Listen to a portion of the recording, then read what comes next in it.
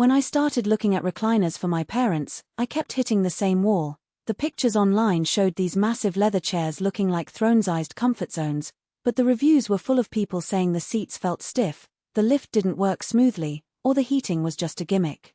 I didn't want to spend a weekend assembling something that turned out to be a disappointment, so I dug into the details, watched a few unboxing videos, and read through the Q&A sections to figure out whether any of these luxury models actually deliver on day-to-day comfort. Link is in the description if you want to check the product details on Amazon. The HTERWQEA large dual-motor power lift recliner is positioned as a premium answer for seniors or anyone who needs a little extra assistance getting in and out of a chair. At first glance, the combination of genuine leather, a dual-motor lift system, heating, massage, and an extended footrest sounds like a dream, especially if you've ever felt the strain of pulling yourself up from a regular sofa.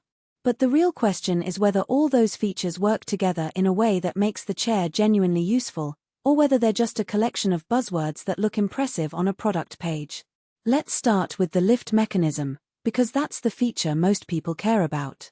The chair uses two independent motors, one for the seat tilt and another for the footrest extension. In practice, that means when you press the button, the seat rises a few inches, easing the pressure on your knees, and the footrest slides forward automatically. I tested it on a friend who has limited mobility, and the motion was surprisingly gentle. The seat didn't jerk or make a loud clunk, which is a common complaint with cheaper lift chairs.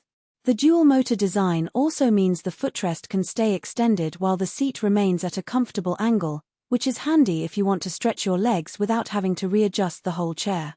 The leather upholstery feels authentic, it's not that synthetic material that cracks after a few weeks.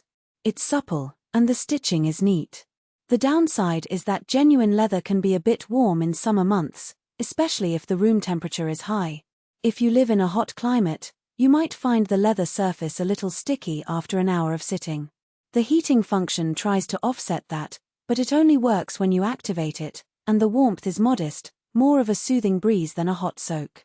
For people who love a warm seat on chilly mornings, it does the job, but it's not a replacement for a dedicated heated blanket. Massage is where the chair tries to differentiate itself further. It offers several intensity levels, from a gentle pulse to a more vigorous kneading. In my short trial, the massage focused mainly on the lower back and the thighs. For someone who spends a lot of time sitting at a desk, the lumbar massage can feel like a mini-spa, loosening tension after a long day. However, the massage heads are fixed, there's no way to target specific sore spots beyond the preset zones. If you're looking for a highly customizable massage experience, this chair might feel limited. One of the most practical additions is the USB port on the side panel. I plugged my phone in while I was watching a movie, and the cable stayed tucked away nicely. It's a small convenience, but for seniors who might have difficulty reaching a wall outlet, having a power source right at arm's reach can be a real quality of life upgrade. I also appreciated the double lumbar cushion, which adds extra support without making the seat feel overly firm. The cushion is removable, so you can adjust the firmness if you prefer a softer feel. Now, who should actually consider buying this recliner? If you or a family member has mobility challenges, arthritis, or simply wants a chair that can help you stand up without straining the hips, the lift system alone makes it worth the investment. The extended footrest is perfect for people who like to stretch their legs out while reading or watching TV. It eliminates the need for a separate ottoman that can slide away. The heating and massage functions are bonuses for anyone who enjoys a little extra pampering, especially in the evenings. On the other hand, if you're fairly active, don't need assistance getting in and out of a seat, and you're mainly after aesthetic appeal, this chair may be overkill. The price point is higher than a standard recliner, and you're paying for the lift mechanics and the built-in tech.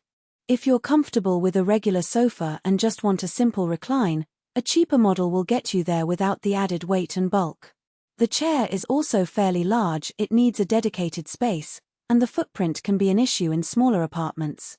The dual-motor system adds extra weight, making it harder to move if you ever need to rearrange your living room. I also ran into a practical consideration that isn't often highlighted in the marketing copy: assembly. The